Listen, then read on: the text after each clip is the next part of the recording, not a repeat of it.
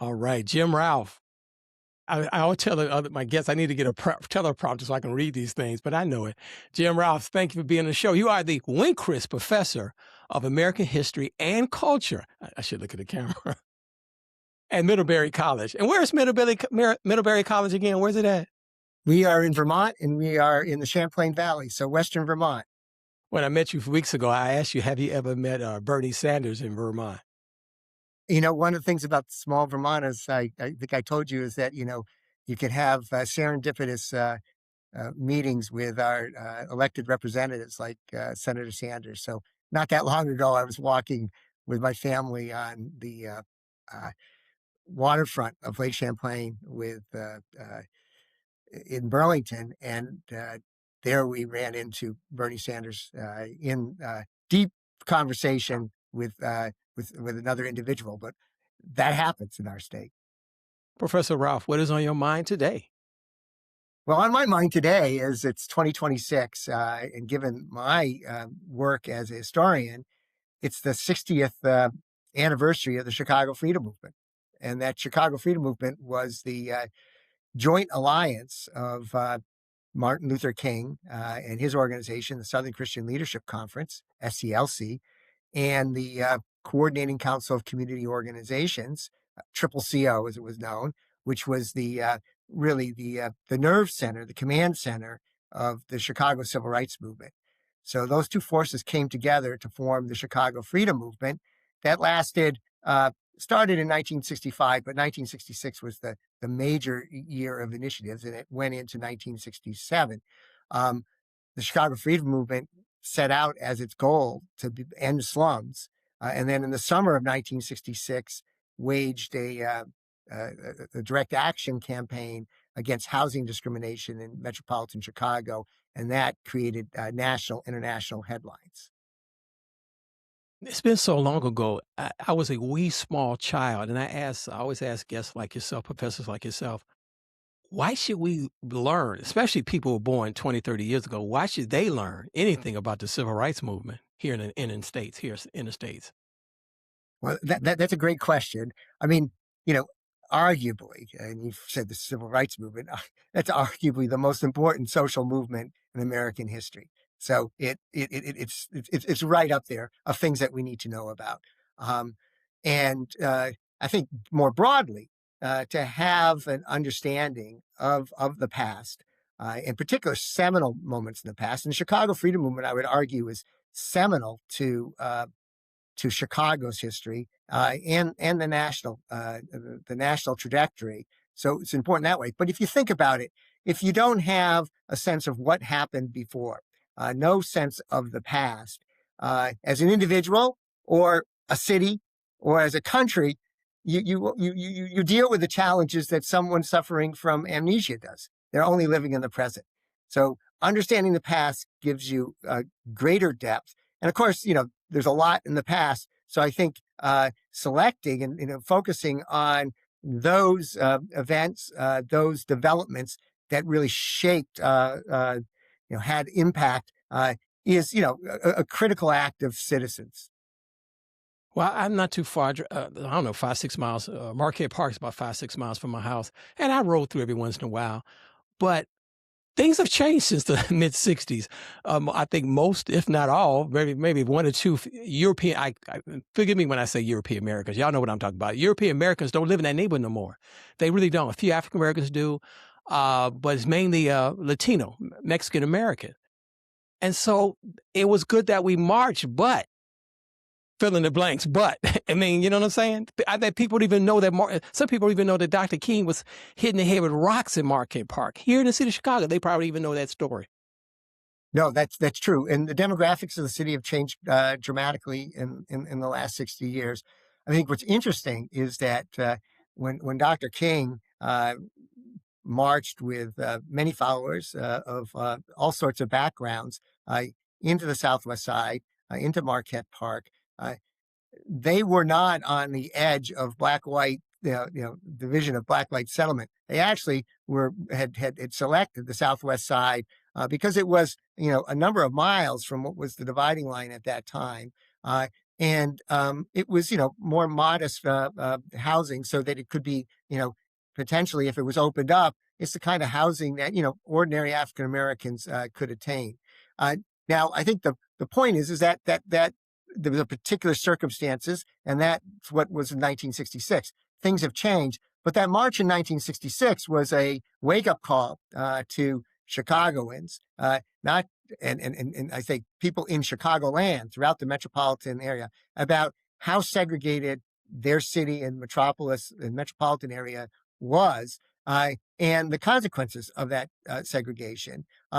And that was a microcosm of what was the case throughout the United States, particularly in big cities. And the march in 1966 catalyzed, really, I would say, a call for open housing, a call for fair housing, and led to the 1968 Fair Housing Act, which outlawed, prohibited, overt discrimination on the part of realtors, and also put pressure on those other actors involved in real estate to serve everybody equal. So what happened in Chicago had national implications. Yeah, things, of course, are a lot better, but then the South is somewhat still the South, as we see with the Supreme Court case and their gerrymandering. Of course, we have gerrymandering here in Chicago and in Cook County, but it's a different type of gerrymandering they're trying to do in the Old South, or what was called the New South, trying to go back to the Old South. But continue, tell a few stories that I may not know, that we may not know. Your book is coming. It's supposed to have been here today, but it's coming from the library. I didn't have time to go get it. I thought it was downtown. I should have went to a local library and got it. But the point is that we should read books and talk about the book that you're involved with, and we should go get it and read it. Talk about your book. Well, I've written many years ago a book that was entitled Northern Protest that focused on the Chicago Freedom Movement. And then more recently, I was part of a group to produce a volume I'm very proud of called the Chicago Freedom Movement. And I would direct readers to that book, because I think one of the things that book, which included Mary Lou Finley as one of the editors who was involved in the Chicago Freedom Movement, and then Pam Smith, who was from Evanston, worked in Chicago, had worked on Jesse Jackson's historic presidential campaigns, was press secretary for Barack Obama, and then Bernard Lafayette, one of the leading actors in the Chicago Freedom Movement, who sadly just passed. But that book, we sought to bring first, voices, ordinary people, participants' voices, so you could hear about the movement and read about it in their own words. We also sought to look at a range of topics, not necessarily associated with, the more political drama of a movement. For instance, we looked at the music of the movement, and how music in the Chicago Freedom Movement would necessarily have different kind of lyrics, maybe a different tonality than those that the music that was connected with the Southern struggle. We also looked at gender in how it played out in the Chicago Freedom Movement, as well as looked at the number of places where the general verdict on the Chicago Freedom Movement has by commentators is that it failed. It was unlike the Southern campaigns, unlike Selma, unlike Birmingham, unlike Montgomery. It was not successful. And what this book sort of suggests and argues is that if you look at the seeds that were planted, you can find, the marches on open housing led to the National Fair Housing Act in 1968. That the focus on mortgages, the fact that African Americans in the mid-'60s could not get mortgages, led to, and with a number of other streams, to the Community Reinvestment Act in the 1970s to open up mortgages to all sorts of individuals who were before locked out.